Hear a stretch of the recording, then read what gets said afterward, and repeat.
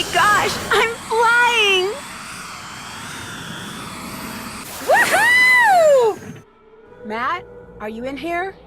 Hello? Anybody here?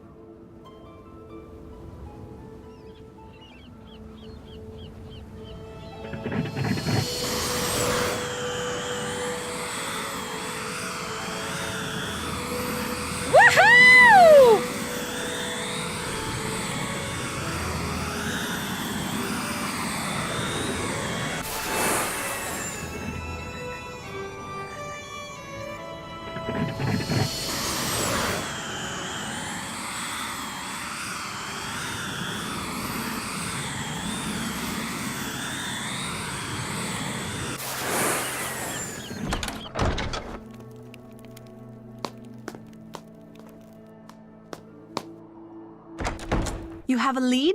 I'm gonna go play detective now. As soon as you find out anything, let me know.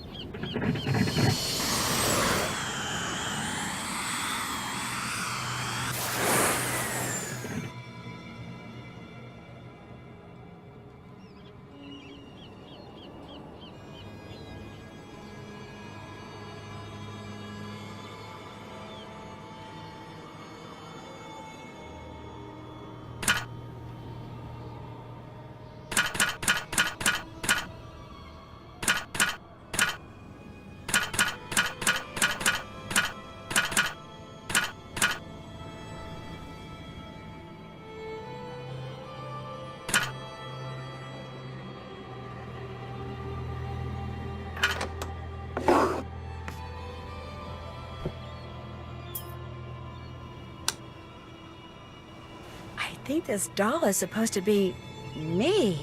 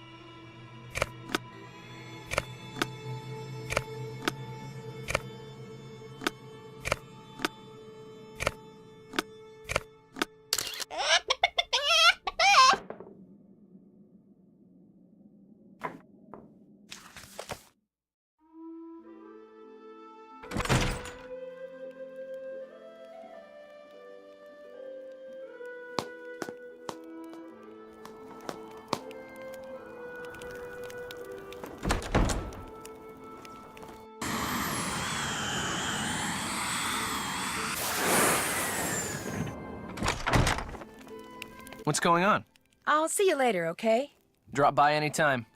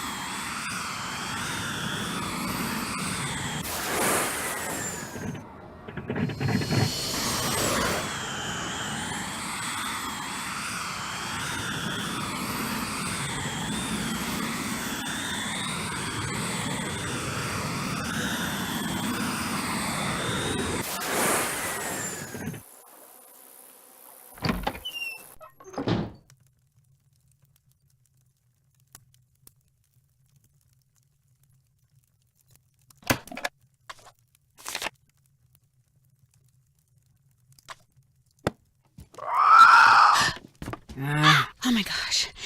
Listen, I'm sorry. I shouldn't be in here. This is your home, isn't it? My name's Nancy Drew, and you're Fiona, right? Fiona Malloy? Fiona, listen, I didn't mean any harm. See, I'm looking for someone, a young man named Matt. I don't suppose you've seen him. Fiona?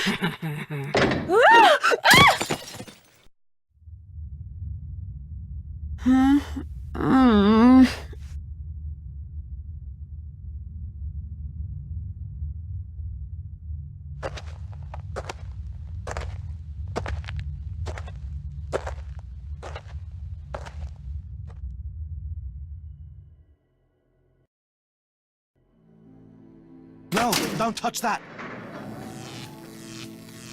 No! Nuts. Well, now you're trapped over there and I'm trapped over here. No harm done. I take it you're Matt.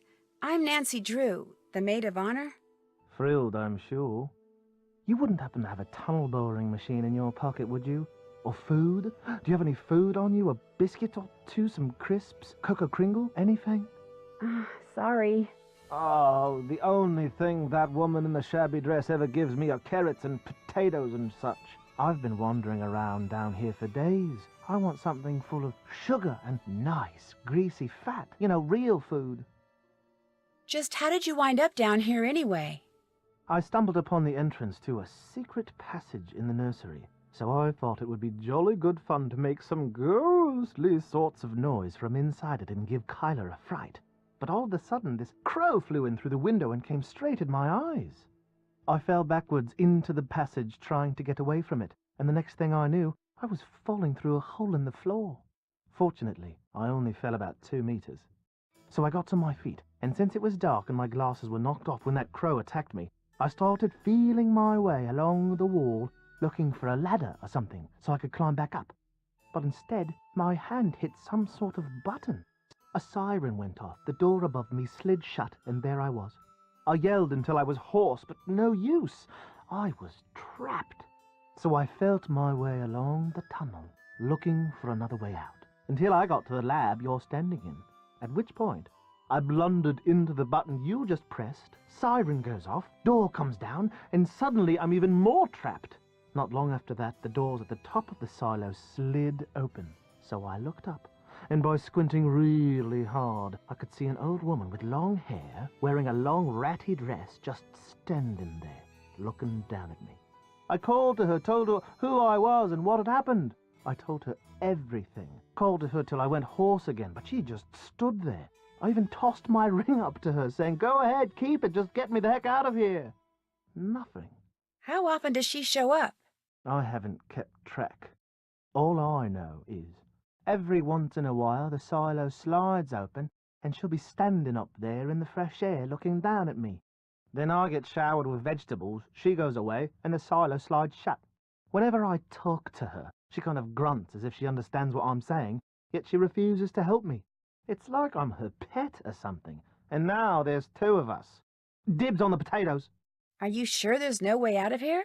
Granted, I lost my glasses and am extremely nearsighted without them, but I've inspected every inch of this subterranean paradise, and unfortunately, it seems the only way out is through those silo doors. You see, as best I can figure from the papers and drawings I've found, you're standing in the laboratory where the bloke who lived here during World War II did all his top-secret research. He was working on new forms of propulsion to be used in flying machines, rockets, that sort of thing. Apparently, to keep unwanted visitors out, he planted devices which would allow him, at the push of a button, to seal off the lab. This gate and all the others will go up when our hostess decides to feed us. Opening those silo doors seems to reset everything. Kyler's trying her best not to show it, but she's really worried about you.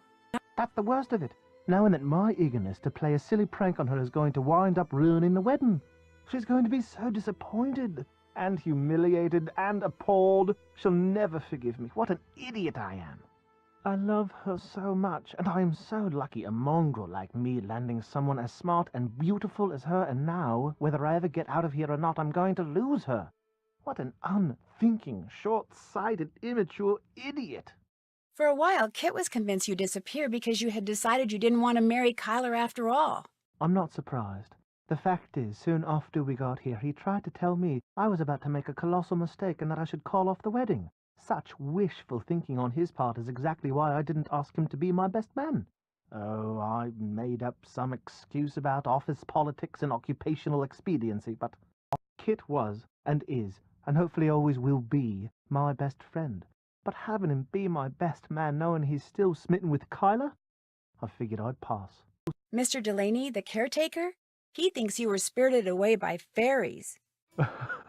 You know, I actually missed that superstitious, super ridiculous old fossil. Kit and I spent the better part of an evening rigging line in the garden so we could fool him into thinking a leprechaun was moving through the bushes. Only a branch snapped off and whacked Kit in the eye, and that was that. Except, I must admit, seeing as I have no idea who or what that thing is that has us trapped down here, Mr. Delaney might not be all that wrong.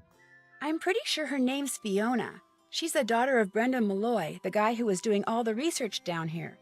Everyone thought she was killed along with her parents when this place exploded. But she wasn't, and she's been wandering around in the bog near the castle ever since. So, if our wedding ever does take place, it looks like I'll end up with a crazy in-law after all. I'll be in here checking everything out, okay? Great.